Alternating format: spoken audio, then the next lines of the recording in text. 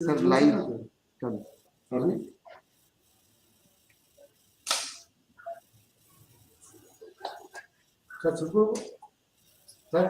Good morning, everybody. Respected President, Professor Shapon Kumar Pramanik, Honorable Speaker of today's Foundation Day oration, Professor Rudrangshu Mukherjee, distinguished members of the Council, members of the Society, staff members of the Society, and friends. This gives me immense pleasure to welcome you all on the occasion of observance of 239th Foundation Day of the Asiatic Society, Kolkata. This is a very special day in the history of this premier institution of the country, which was founded by Sir William Jones way back in 1784 at a critical juncture when the East began to interact with its hidden and unexplored treasures of human knowledge with those that were already enlightened in the West. In the process, a lot of exciting moments have crossed by when the cultivation of knowledge took a deeper and wider root with the active involvement of its founder, President Sir William Jones, and his other associates over a long period.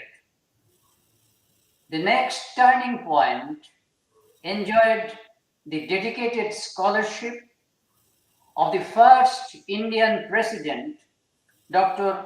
Rajendra Lala Mitra, followed by a number of high-profile and eminent scholars in the fields of science, art, and history in this country and abroad. The dream of the founder fully blossomed into fruition since then, and the society continued its long academic journey into the treasure of human excellence spread out in many areas of untraveled path. We, as the inheritor of this rich tradition, are trying our best to carry forward the mandate that has been passed on to us through the initial annual discourses of Sir William Jones. Friends, you will kindly bear with me the hurdles and constraints that we have been passing through for the last nearly 2 years on account of all-pervasive negative impact generated through COVID-19 and its subsequent many variants. With all the restrictions imposed and the pressures thrust upon all of us, it is but a rare moment to rejoice over such an important occasion, even virtually, as is the Golden Foundation Day. I, on behalf of the Council of the Asiatic Society, extend a very, very hearty welcome to you all who have made it possible by remaining physically present and those who are viewing it online. Please keep well and safe. Wish you all a very happy New Year 2022. Thank you all.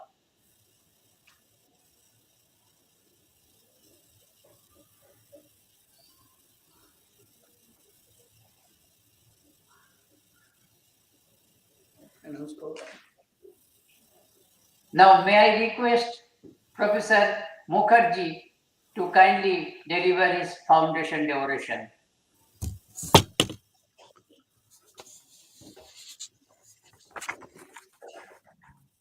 Distinguished guests, I am, of course, like all of you, very sorry that we are not meeting in person, but in the virtual world. These are the circumstances that have been forced upon us because of the pandemic. But nonetheless, I'm deeply honored that I have been requested to give this Foundation Day oration. The Asiatic Society of Bengal is a not only a premier, but I would say a unique institution in India. It was one of, it was not one of the first institution that was set up to study, discuss the culture of the culture and the learning of India. And of course, William Jones played the pioneering role in setting this up. And one should also mention here, and as a student of history, this is important to me. William Jones, in many ways, was actually running against the current when he set up the Asiatic Society and for the purpose of which he set up the Asiatic Society. For at that point of time in the 1780s, uh, the principle on which the ruling of Bengal and other parts of India was based was that we will not be concerned about the social practices and the cultural performances of Indian society. We will only be extracting land revenue and carrying on trade in the newly conquered territories. William Jones took the first step to say that you actually cannot effectively rule any territory unless you have some knowledge of the culture and the social practices of those territories. This was the primary impulse in setting up the Asiatic Society, and it led to, and this doesn't bear repeating, to very, very new facets and enriching facets of the Indian past. And we are, in that sense, totally in the debt of William Jones and his band of pioneers who began the Asiatic Society, translated texts, discussed the texts, annotated the texts, and so on.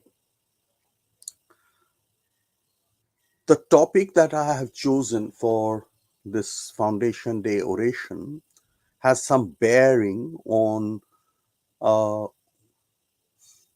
the project that William Jones, the Asiatic Society of Bengal, and the successors of William Jones uh, were committed to.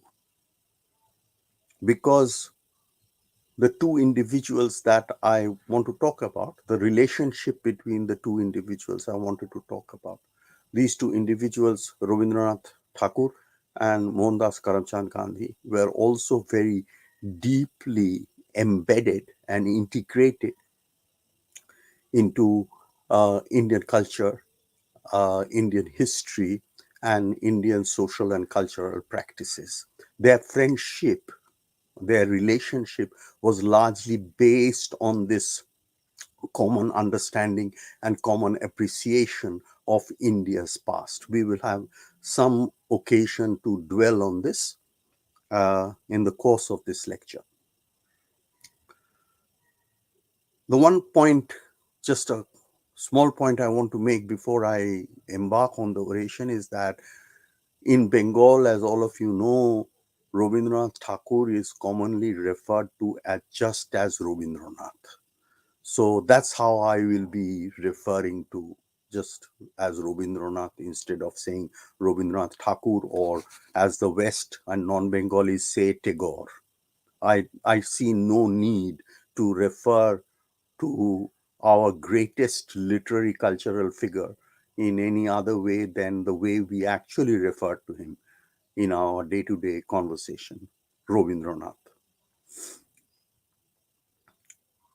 Rabindranath and Gandhi met for the first time on the 6th of March 1915 in Shantiniketan, where Gandhi had come to visit the boys from Phoenix Farm in South Africa, a farm that Gandhi had set up. And then when Gandhi moved from South Africa to India in 1915, he housed them at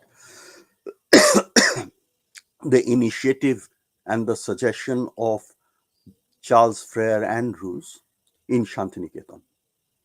And he visited Shantiniketan. This was not his first visit, this was actually his second visit. When he had come for the first time, he could not actually meet Rabindranath because Rabindranath was not there in Shantiniketan at that point of time, and Gandhi had to leave in a hurry because he received the news of the death of Gopal Krishna Gokhale. So when he came for the second time, that's when he met Rabindranath for the first time. But they knew of each other. They knew of each other, they knew of their respective views, their respective activities, etc. And it's important to remember the year 1915 because both of them by this time are in their fields very famous individuals. 2 years ago, Rabindranath had received the Nobel Prize, and Gandhi in South Africa had become a very, very famous person because of a new mode of resistance that he had initiated and set in process, a movement, a protest movement that he called Satyagraha. So they knew of each other largely through, even though they hadn't met, they knew of each other largely because of the intermediary role between the two of them played by Charlie Andrews, who in India was famous as Dinabandhu Andrews. Andrews conveyed the views of Rabindranath to Gandhi and vice versa, Gandhi's views and activities to Rabindranath. And the fact that they knew each other, knew of each other, is very clear in the first letter that Rabindranath writes to Gandhi. This is the first of many letters that Gandhi and Rabindranath would exchange. This is a letter dated January 1915, and Gandhi has just committed or just announced that the boys and girls of Phoenix Farm would go to Shantiniketan, and Rabindranath is replying very appreciatively and gratefully for Gandhi's decision and confidence to send them to Shantiniketan. But that's not the point I'm trying to make. In that letter, January 1915, Rabindranath uses a very important phrase. He says that we are bound together by the sadhana. He uses the word sadhana, even though the letter is in English, he uses the word sadhana.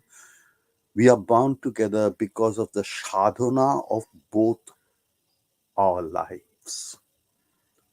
So, two important points, the use of the word sadhana. One is that there is a commonality, and second is Gandhi sees, or Rabindranath sees Gandhi as a fellow traveler in the quest, in the sadhana, in a kind of a spiritual journey in which both of them are engaged. And we will talk a little bit about that spiritual journey. We'll talk a little bit about that spiritual journey. This letter, January 1915, and the subsequent meeting in March 1915, is the beginning of a very, very long friendship. A friendship that ended only with Rabindranath's death in August 1941. It was a friendship that was marked by mutual respect and by a great deal of affection on both sides. To illustrate that, the kind of respect that they had for each other, I will just read out two comments from each of them. So, in December 1945, Rabindranath is dead 4 years. Gandhi again came to Shantiniketan, one of his visits, and in answer to a question, he said, and I'm quoting,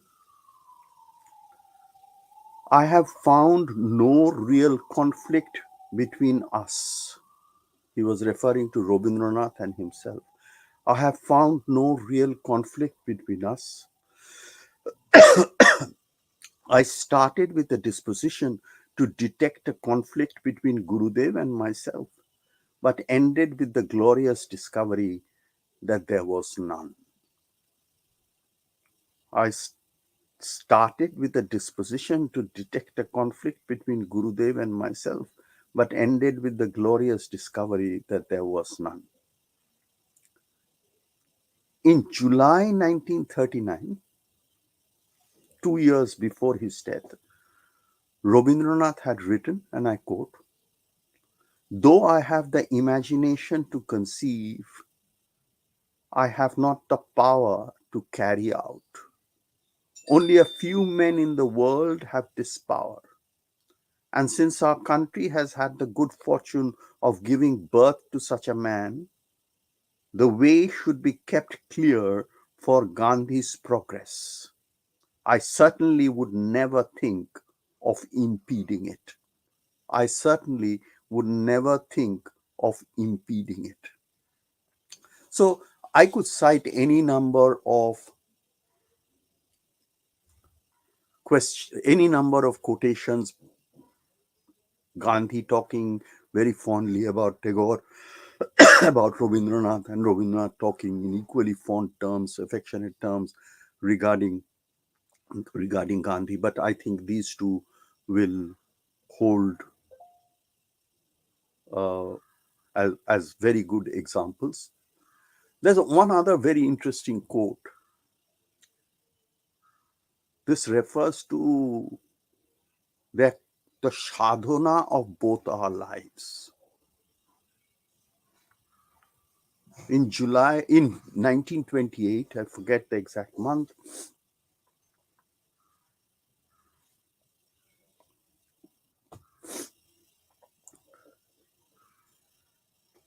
I should actually get the exact month. I'll just find it. 1 minute, please.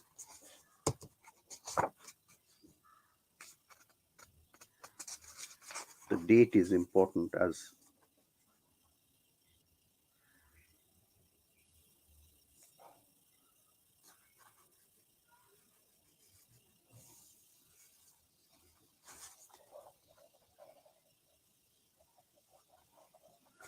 sorry, I can't find it immediately, but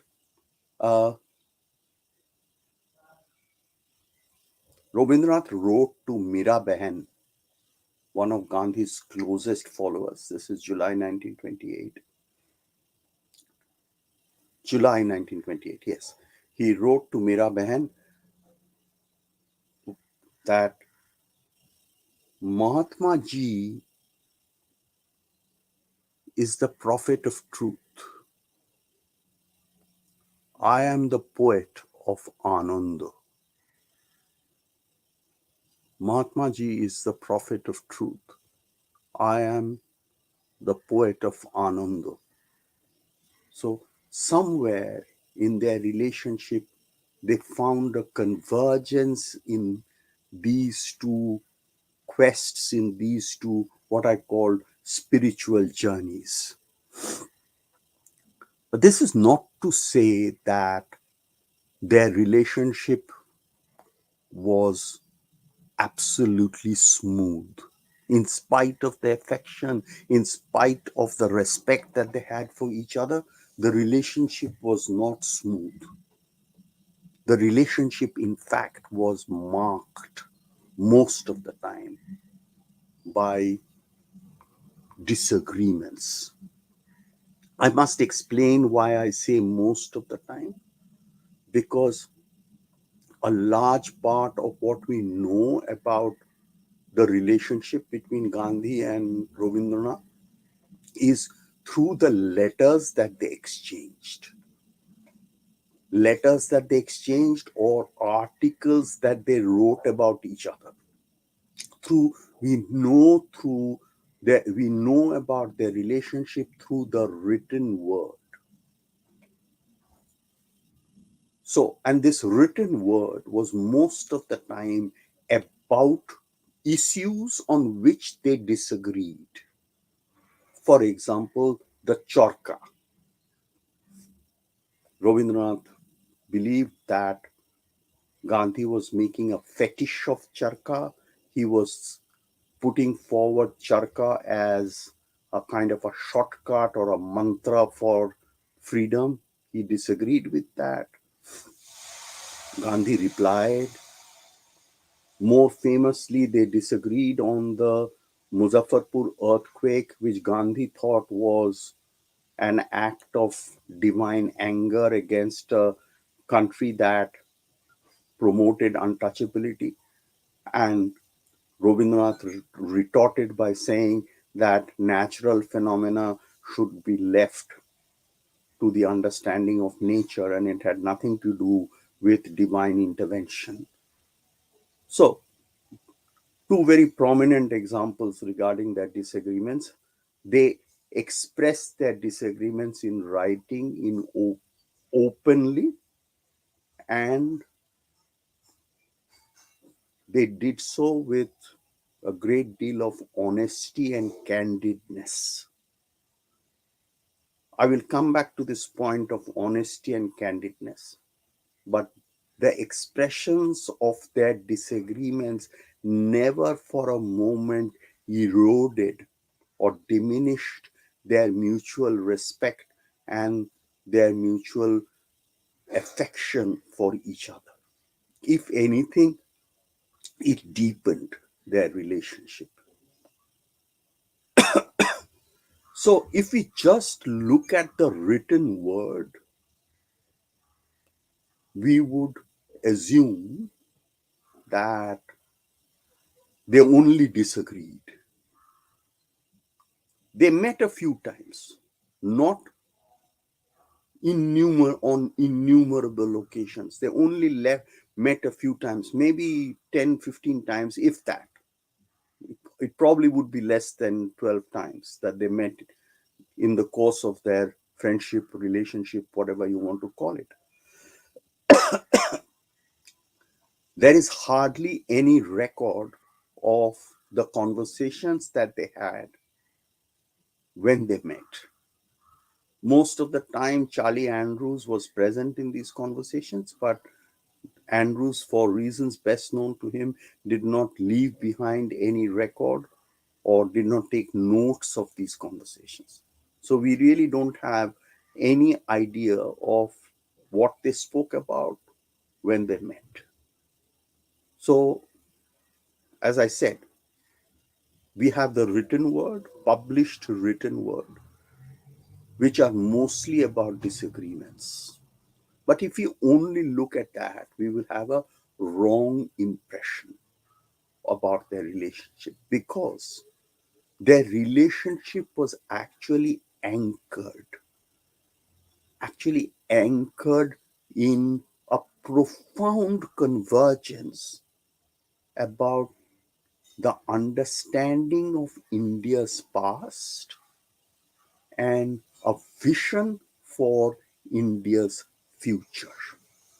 This is what made their relationship possible, and this is what makes their relationship significant.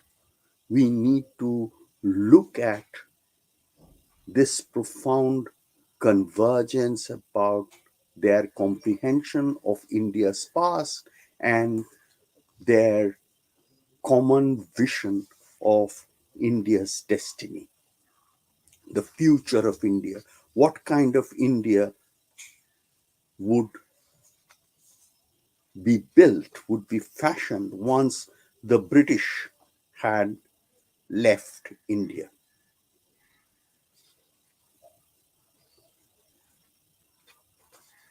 They both used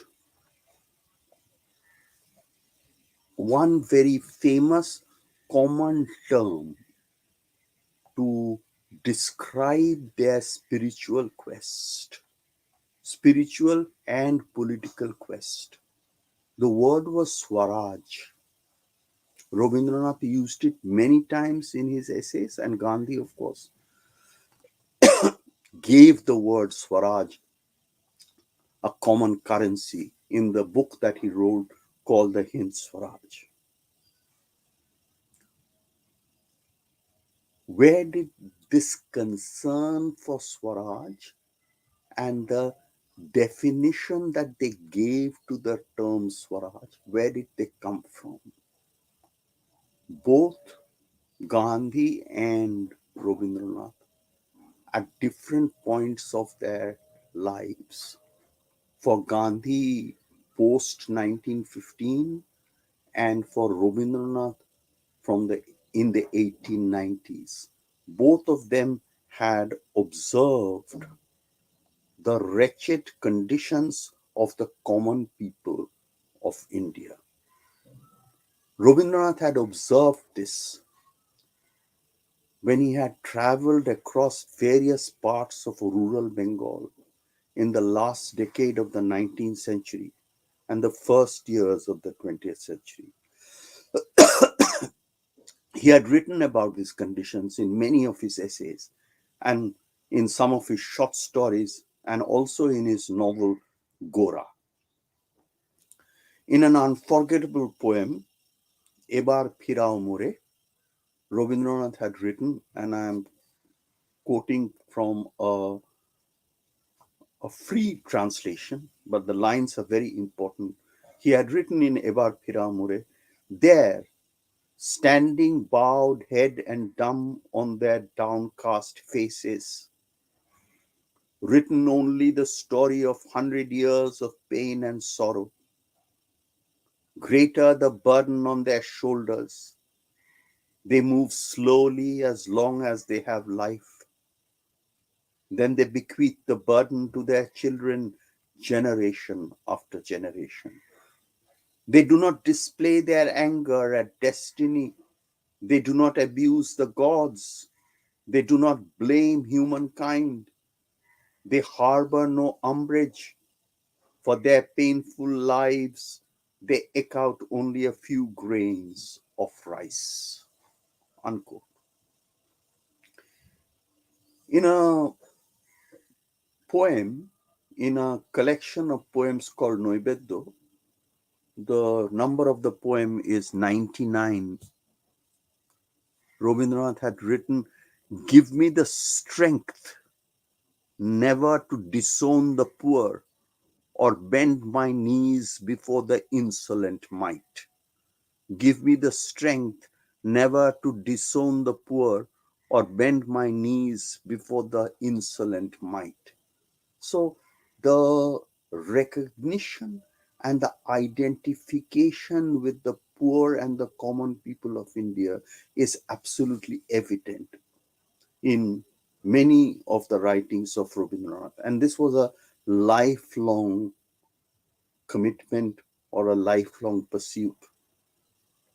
Gandhi, too, after his return from South Africa, had continuously moved over various parts of India. Rural India was where Gandhi's heart was. So both Gandhi and Rabindranath witnessed lives that were uncared for, undernourished, and uneducated. The policies of the rulers and the politics of urban nationalists had rendered these people irrelevant. The common people of India were demoralized and without any confidence and bereft of any sense of their own agency. Gandhi and Rabindranath were, however, convinced that India's history, real history, had been made and would be made by the actual activities of these real human beings.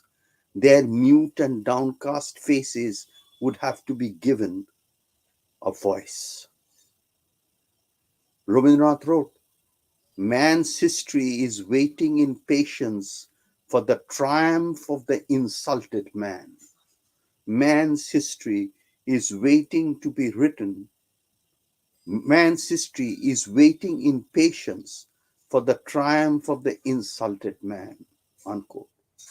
In Hind Swaraj, Gandhi wrote eloquently that what is recorded in history is not the real history, since it only records wars and conquests of kings and provides no account of the peaceful coexistence of common people.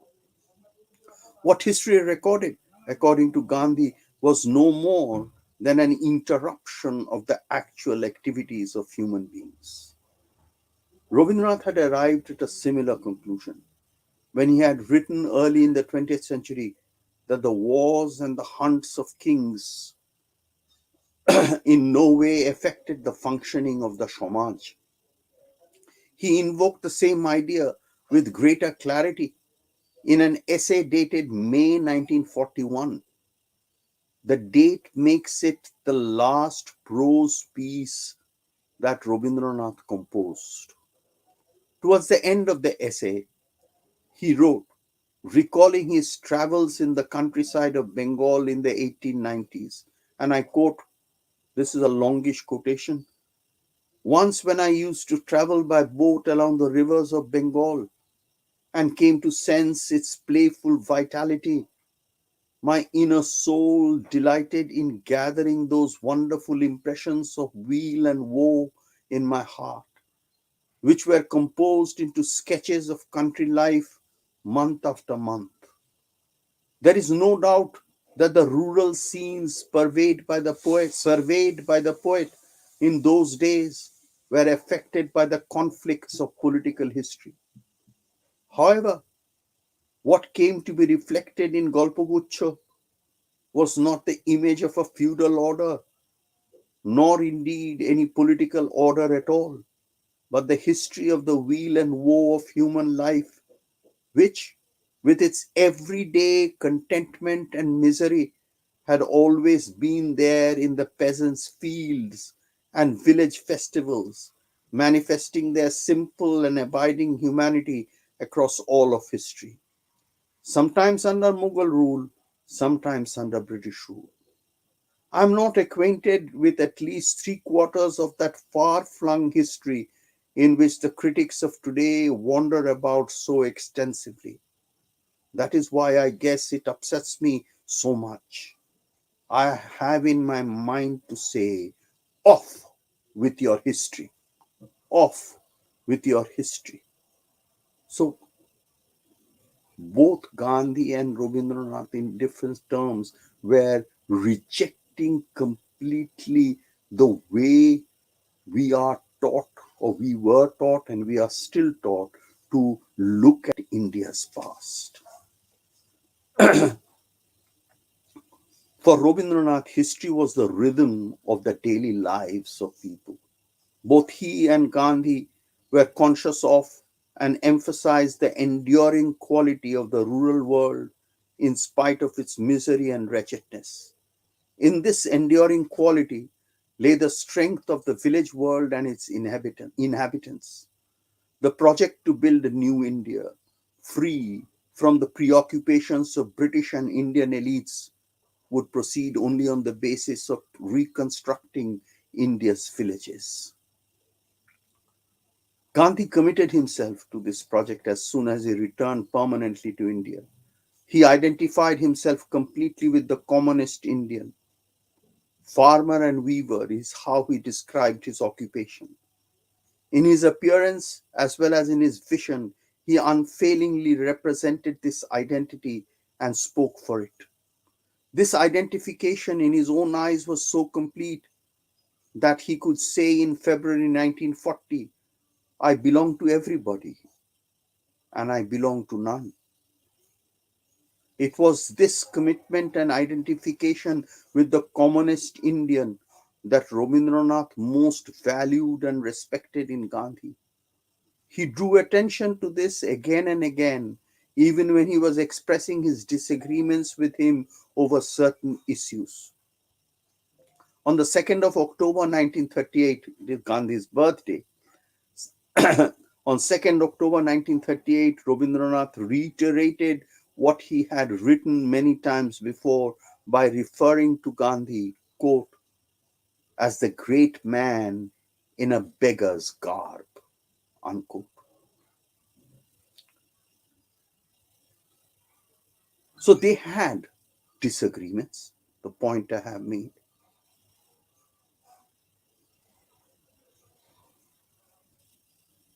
They disagreed, as I said, over issues, but there were also disagreements, or disagreements is perhaps too strong a word. There was also a lack of concordance in their philosophical and spiritual orientations.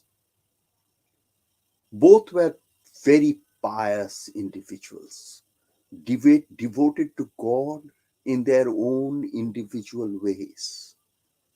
A very fundamental difference arose in the course of their first encounters. It was to do with discipline. Both Gandhi and Rabindranath believed in freedom, but for neither of them was freedom the license to do anything. Freedom had to be tempered by discipline and a sense of responsibility. The source of that discipline and responsibility was where the two differed. Rabindranath was convinced that discipline was deep rooted and therefore effective. Therefore, effective to be effective had to be organic, growing from within an individual and his or her own conscience. The internalization of discipline had to be a long term process.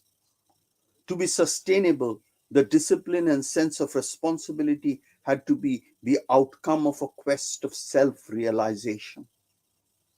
This view was perhaps nurtured within Rabindranath through his immersion in the Upanishads. The idea germinated perhaps from the Brihadaranyaka Upanishad, especially a section of the text which was very close to his heart. This section is an account of a dialogue between the sage Yagyavalkya and Maitreyi, one of his wives. In the course of that conversation, the sage says, "You see, Maitreyi, it is oneself which one should see and hear, and on which one should reflect and concentrate. For by seeing and hearing oneself, and by reflecting and concentrating on oneself, one gains knowledge of the whole world." Unquote. The emphasis on interiority, which is so evident in the passage, was echoed by Rabindranath in the very first conversation he had with Gandhi. It could be argued that Gandhi, in his own life and practice, also believed in reflecting and concentrating on one's inner self. In his inimitable way, he called it his inner voice. But when it came to discipline relating to Satyagraha and codes of conduct in his ashram, it was always conveyed through a series of instructions. Discipline to him was a moral duty. By stressing duty, Gandhi harked back to the book of his life, the Bhagavad Gita, where human life is defined by a series of moral compulsions. Even bhakti is a moral duty. In contrast, Rabindranath saw human life and the realization of its purpose through the arches of the wisdom enshrined in the Upanishads. Rabindranath's arguments on another subject of vital importance, Hindu-Muslim unity, moved along the same tracks. He was not convinced at all that a unity imposed from above, like in the course of the Khilafat and non-cooperation movements, would result in a long-term and sustained unity. To remove religious prejudices would require more work, especially in the sphere of education. On Charka too, a subject that so engaged both of them, Rabindranath was in principle not against either spinning or khadi. He was fundamentally opposed to blind obedience and to portraying Charka as a symbol or even a shortcut to Swaraj. Gandhi understood Rabindranath's perspective and at one level was even appreciative of it. But unlike Rabindranath, he had a political movement to organize as the undisputed leader of the Congress. He had the hopes and dreams of a people to fulfill. One cannot erase the image of that 105-year-old woman in the course of the Salt March, the famous Dandi March. The 105-year-old woman had put a tilak on Gandhi's forehead and asked him to return only with the gift of Swaraj. Gandhi would have been less than human if such blessings and such gestures of confidence did not spur him on in his many experiments with Swaraj. He always heard what his Gurudev had to say. Gandhi never referred to Rabindranath by any other term except Gurudev. He always heard what his Gurudev had to say, not just out of respect, but also because he was appreciative of a contra voice. But he was profoundly conscious, sometimes with a tinge of sadness, that his compulsions and Rabindranath's concerns were on occasions different. They would thus often have to walk alone, even if they walked to the same destiny. Neither Rabindranath nor Gandhi ever stepped back from the prospects of being solitary. Their pilgrimage of solitude was solitary. Rabindranath's piety was capacious enough to be open to radical doubt. In 1926, he wrote in a fit of despair, perhaps as he witnessed religious riots, quote, "Honest atheism is much better than this terrifying deluded religion. I cannot see any solution except to burn all India's misguided religious faith in the flames of atheism and make an absolutely fresh start." Unquote. In 1939, with the story of a young girl who had been raped and murdered, his heart cried out, quote, "The godly faith of the scriptures scatters with the dust. The sky rings out. There is no escape, no redress." The doubt was most starkly expressed in the poem Question. Addressing God, he says, "In era after era, you have sent messengers who preach the message of love and forgiveness at the love and forgiveness." At the end of the poem, he goes on to ask God directly, "Those who have made your air toxic, Jara tomar bishaiche bayu, put out your light, nibhaiche tobo alo." Have you forgiven them? Have you loved them? তুমি কি তাদের ক্ষমা করিয়াছো? তুমি কি বেসেছো ভালো? The question, unanswered and unanswerable, constituted an aporia, a radical doubt. Rabindranath lived with such unanswered questions to God. In one of his last poems, written on 27 July 1941, composed 10 days before his death. He posed yet another unanswerable, a series of unanswerable questions. The son of the first day had asked the question, প্রথম দিনে সূর্য প্রশ্ন করেছিল. That's how we know the poem in Bengali. The son of the first day had asked the question as the new emergence of being, who are you? No answer was found. Years and years passed. The day's last sun uttered the last question on the shores of the western sea. Who are you? Did not get an answer. Perhaps because of these doubts, he could describe in his very last poem life and creation to be deceptive, cholona. But it was by enduring that deception that one gets to win the imperishable right to peace. যে পেরেছে সেই ছলনা সইতে সে পেয়েছে শান্তির অক্ষয় অধিকার. Gandhi in his bhakti did not allow himself any doubts. His faith convinced him that, quote, if God is not a personal being for me like my earthly father, he is infinitely more. He rules me in the tiniest details of my life. I believe literally that not a leaf moves but by his will. Every breath I take depends upon his sufferance. He and his law are one. The law is God, unquote. He admitted that we do not know the law or the laws fully, but this insufficiency of knowledge should not lead to the loss of faith. The problem of the existence of evil in the world did not concern Gandhi.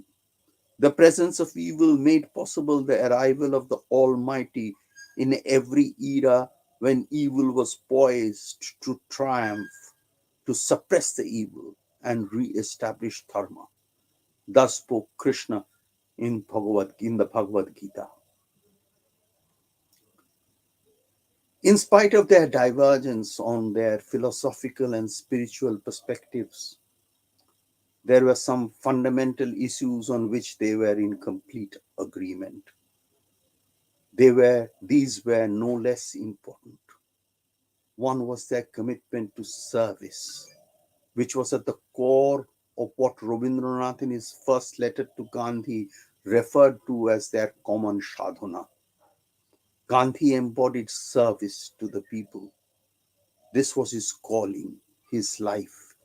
He could thus say towards the end of his life, my life is my message. Gandhi's commitment to service is so well known it does not need any reiteration.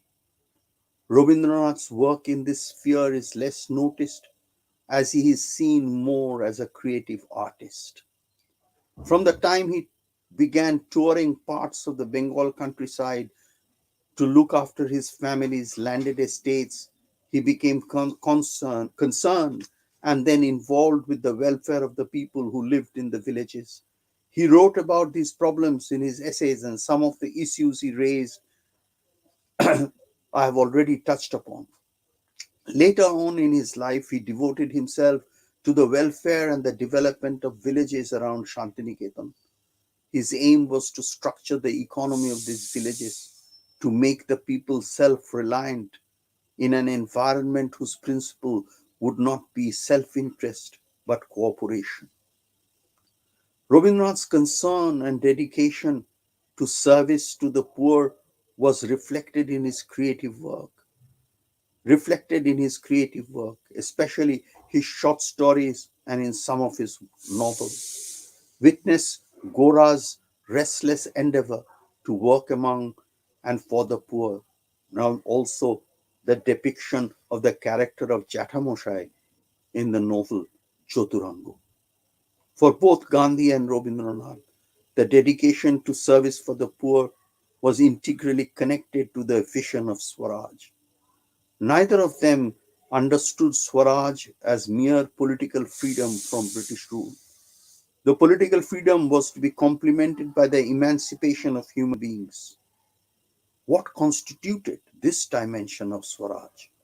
It was constituted by the ability and empowerment of individuals to regulate and run their own lives, independent of external institutions like the state. Individuals should have the strength to fearlessly conduct their own lives. Gandhi emphasized Abhay, fearlessness, and Rabindranath emphasized Atmashakti, soul force. The two notions were inseparable and could only grow out of service and responsibility. Rabindranath wrote, "For India, true freedom is social freedom, the freedom to do good."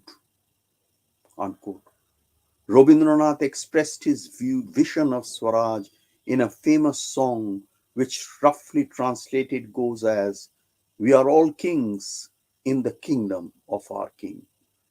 Amra shobai raja, amader ei rajar rajotte." Gandhi believed in that vision as well. For both Rabindranath and Gandhi, their vision of Swaraj was embedded in Ahimsa, another idea that converged in the sadhana of Gandhi and Rabindranath. For both of them, Ahimsa represented a moral force which in India was pitched against British rule.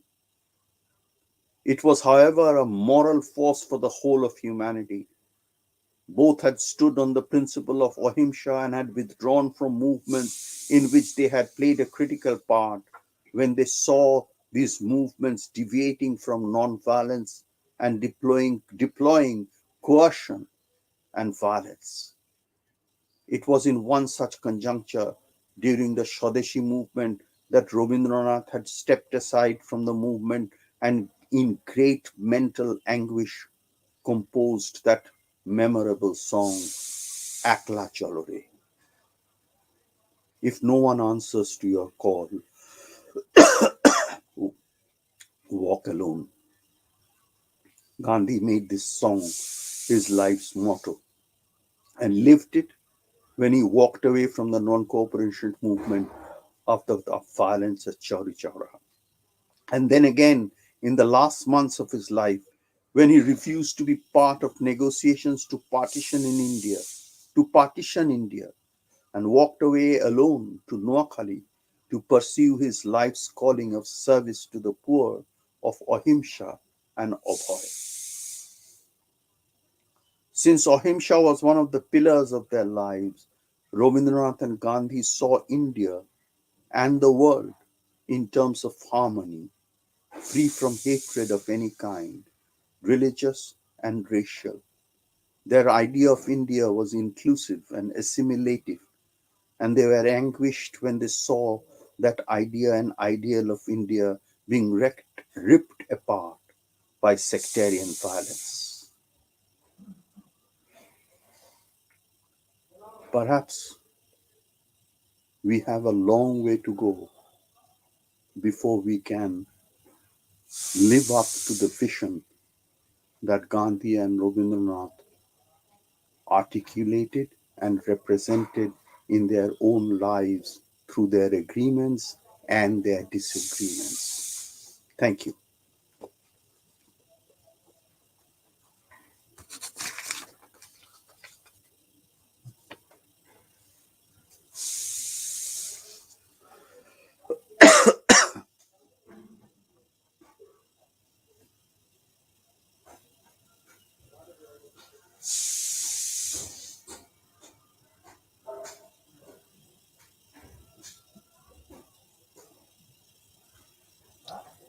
Hello. Hello.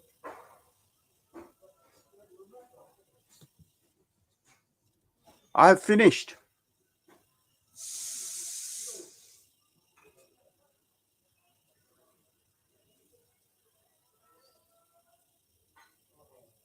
delivering this brilliant Foundation Day oration. We are all very, very grateful to you for kindly accepting our invitation and for doing justice for the occasion. Thank you very, very much, Professor Mukherjee. Now, may I request our President, Professor Shapun Kumar Pramanik, to kindly deliver the presidential address.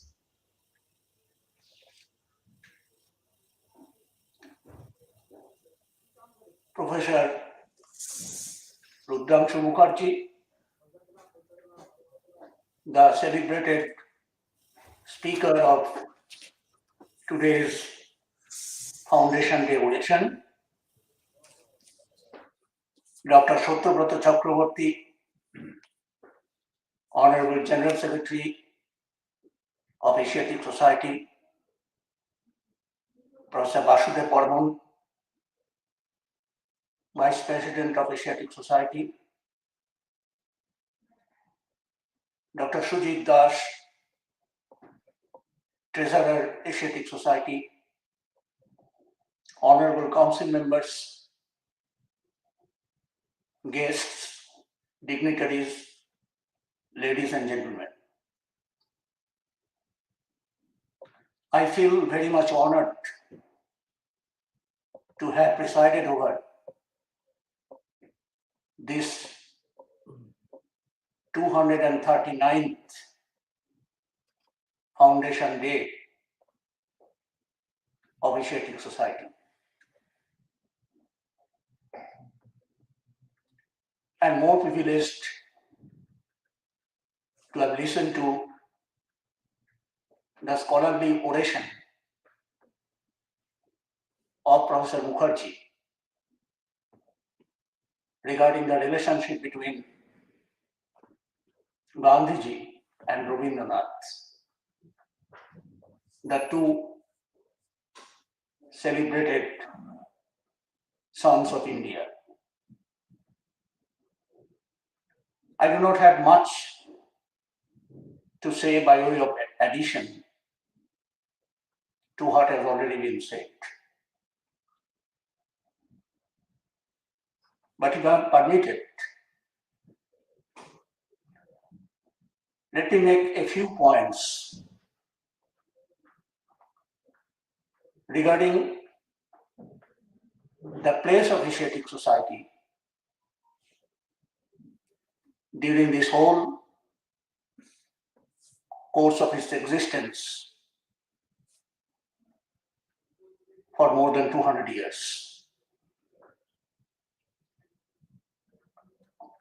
Friends, as you know, Asiatic Society was established in 1784. Sir William Jones was the key figure in visualizing the role of the Asiatic Society in promoting research on Asia in general, Asiatic countries in general, and India in particular.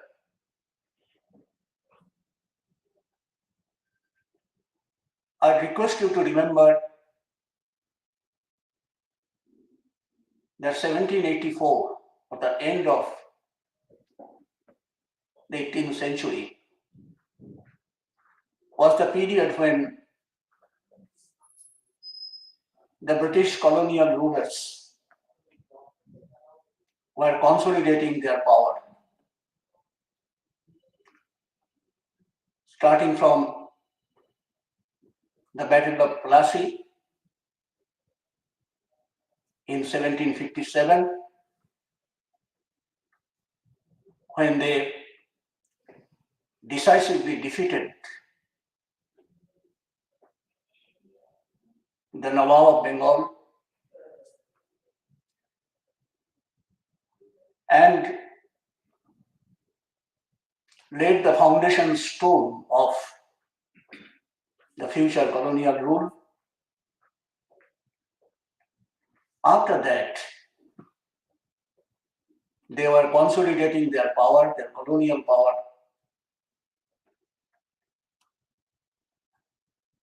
And this consolidation took place for more than 100 years after that, when finally, after the Sepoy Mutiny, 1757, the British Empire was formally annexed, the Indian Empire was formally annexed to Queen Elizabeth, the British rule.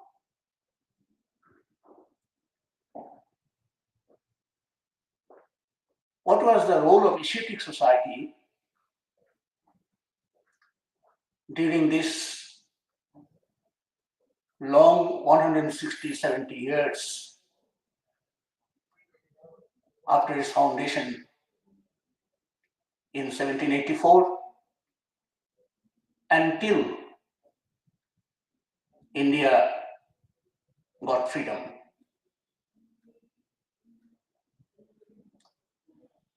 No doubt,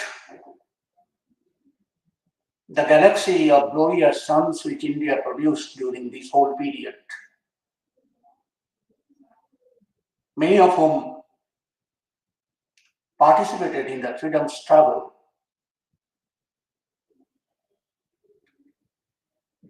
Asiatic society as an institution had hardly anything to do with this glorious movement.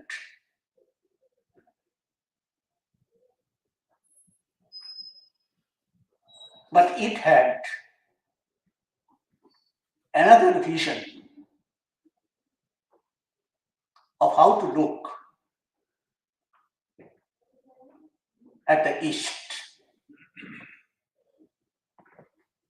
how to unearth the treasures, quote unquote, which are there in Indian civilization, quote unquote again, from its very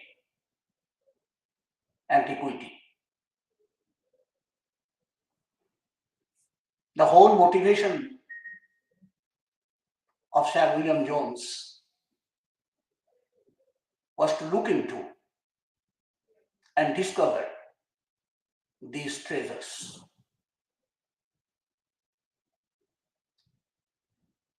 Giving birth to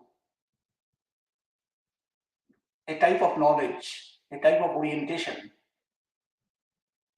which has subsequently been known as Orientalism. Know the East. Know the uniqueness of the cultural and civilizational contributions which India has made in particular towards human civilization. Sir William Jones was not the only person to have looked into this phenomenon. His urge, his curiosity, his eagerness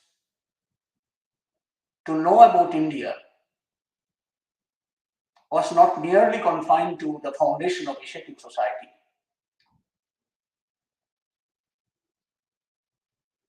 He even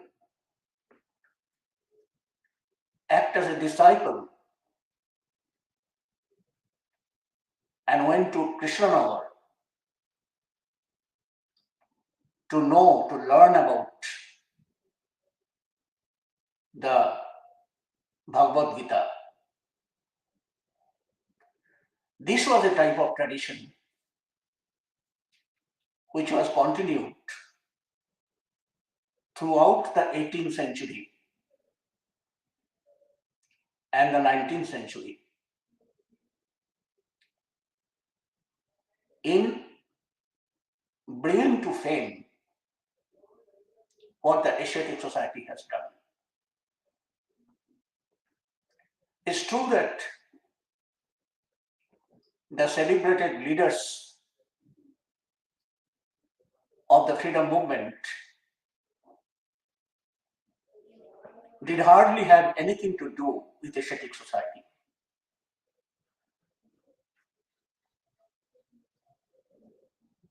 Vidyasagar, Ishwar Chandra Vidyasagar, once attempted to enter the premises of Asiatic Society, but there was some unpleasant experience on his part during his encounter at the gate of the Asiatic Society. But if you look at other social reformers, leaders of freedom movement, starting from Ram Mohan to Gandhiji, Rabindranath, the topic for today's foundation duration, they did have hardly anything to do with Asiatic Society.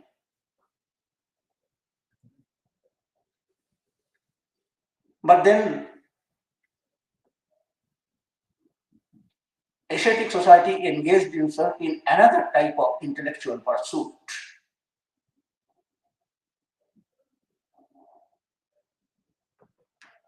As I've said, that intellectual pursuit was knowing about the East.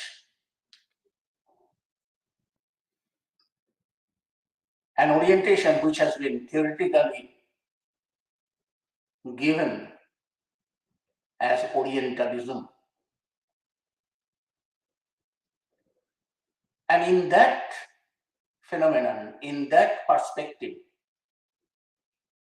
we find phenomenal contributions in the field of knowledge relating to India, relating to India's past, unearthing the treasures of India. These were done throughout the next 150 years of Asiatic Society's existence before India's independence.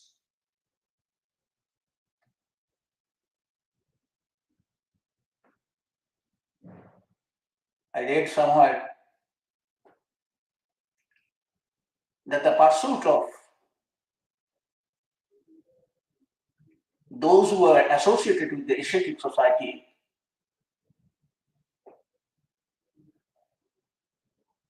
they might otherwise have been a part of colonial rulers. But when they congregated at the premises of Asiatic Society, they kept their colonial existence apart from what they are doing in the Asiatic Society.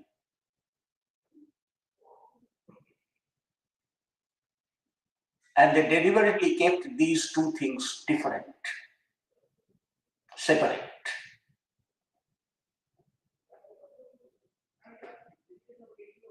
Even Hastings, Warren Hastings, who was I should not say notorious, but infamous colonial ruler, promoted in his own way the independent lines of research which are being pursued in the Asiatic Society at that point of time.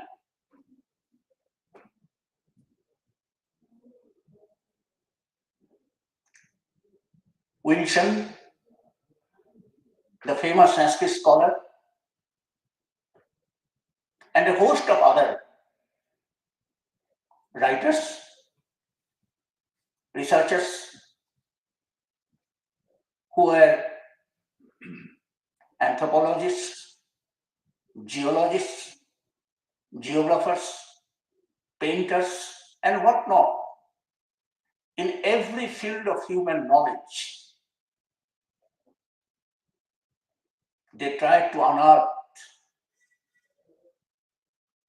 the uniqueness of Indian civilization, and together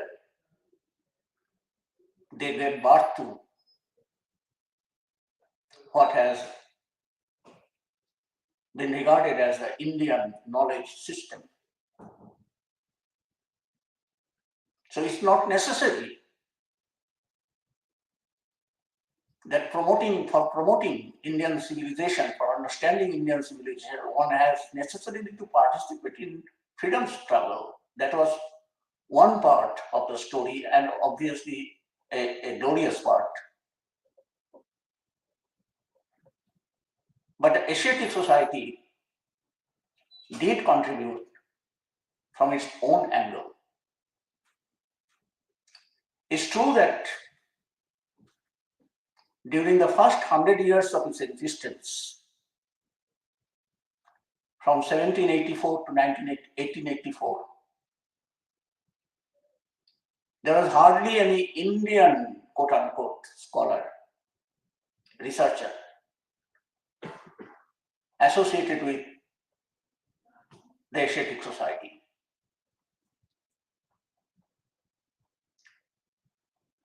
Rajendra Lal Mitra was the first Indian president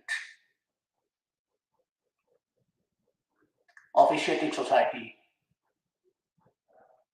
to have assumed the chair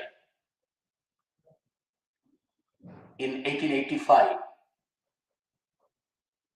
the year when the Indian National Congress was originated.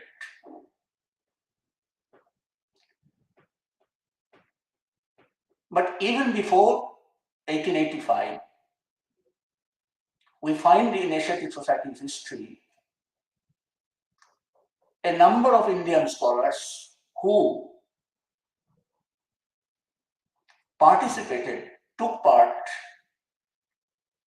in the deliberations, in the proceedings of Asiatic Society, and made some contributions in their own way to the treasures of Asiatic Society. And from that time onward, it was the indigenization, the gradual indigenization of Asiatic Society, which has actually given a new color, a new orientation to Asiatic researches.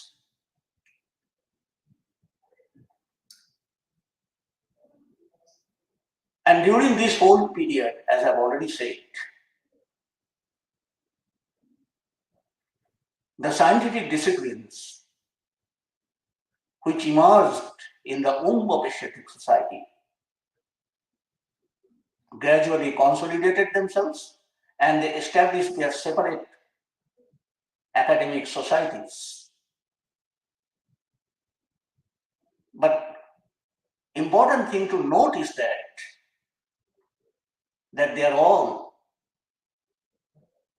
they took birth under the tutelage of Asiatic Society.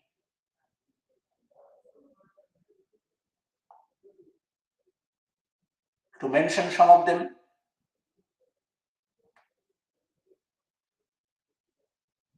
Anthropological Society, Zoological Society, Geographical Society, Indian Museum,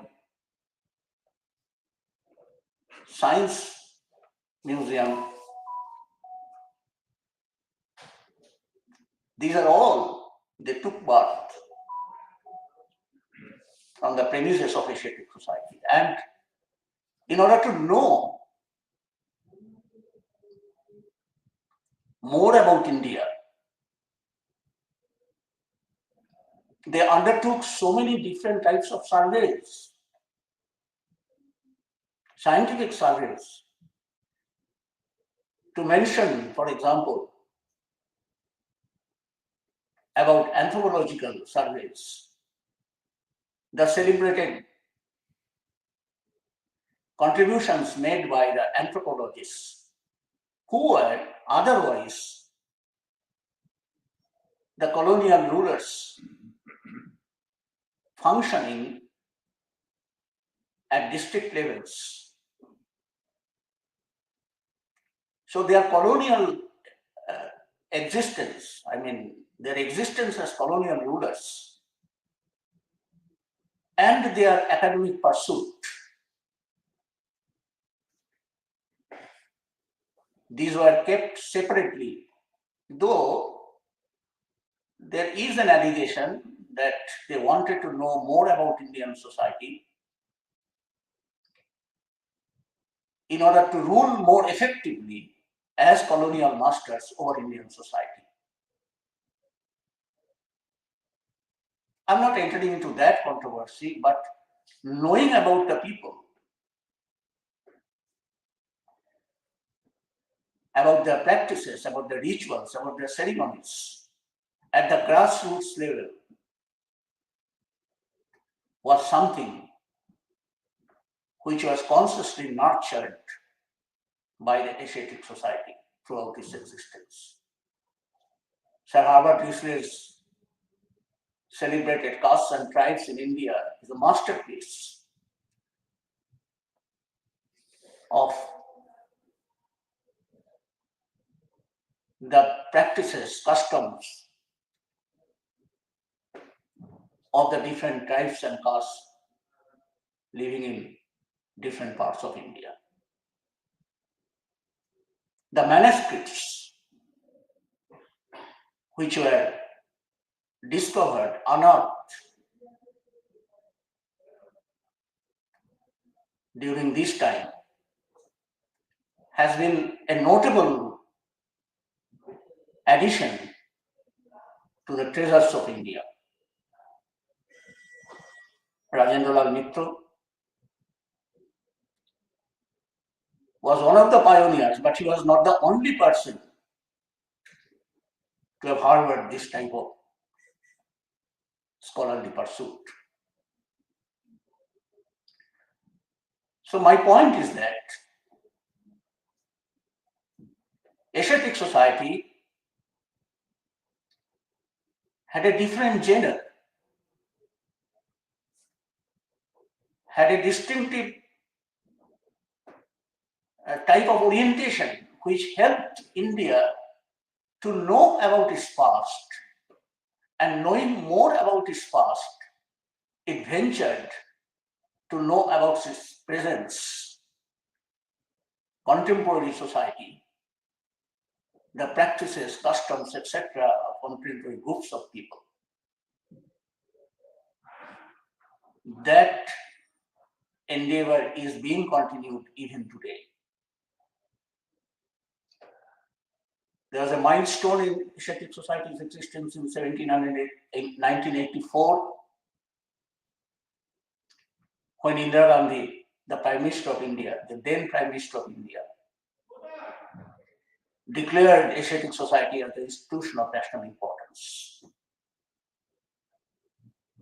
And we have to remember what Indira Gandhi had said on that occasion.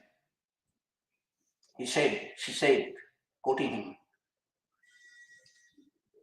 "Some institutions reflect history,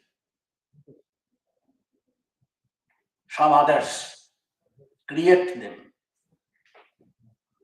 Asiatic society has done both." So today, I think, at the 239th anniversary of Asiatic society's existence, let us commit ourselves afresh to this intellectual exercise which the Asiatic society has engaged itself in. The past 2 years, as our General Secretary has already mentioned,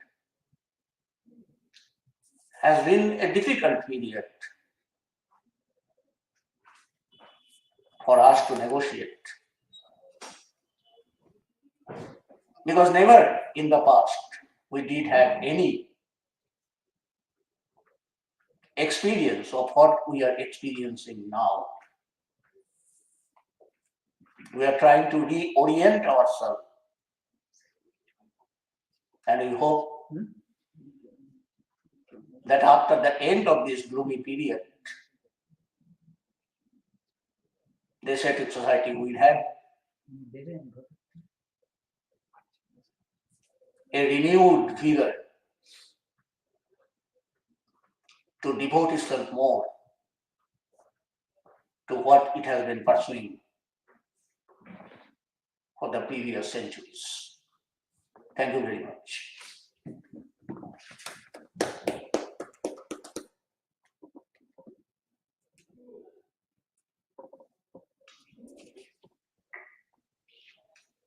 Thank you, President Sir, for very succinctly gleaning through the past the entire journey of the society for the last 238 years.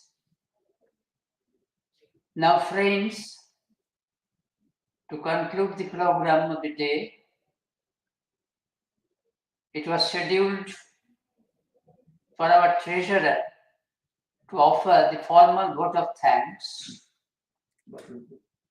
and unfortunately, due to some technical snag, he is unable to join.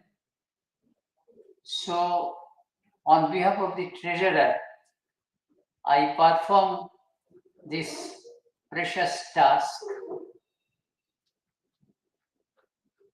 You have noticed that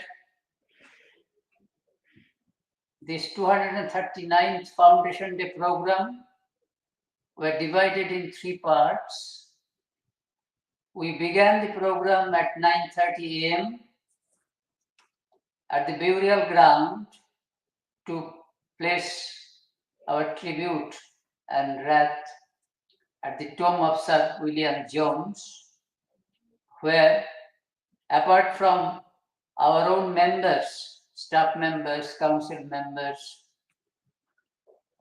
a lot of representatives were there from various organizations, which originally sprang from the Asiatic Society, like Zoological Survey of India, Botanical Survey of India, Indian Museum, and many others.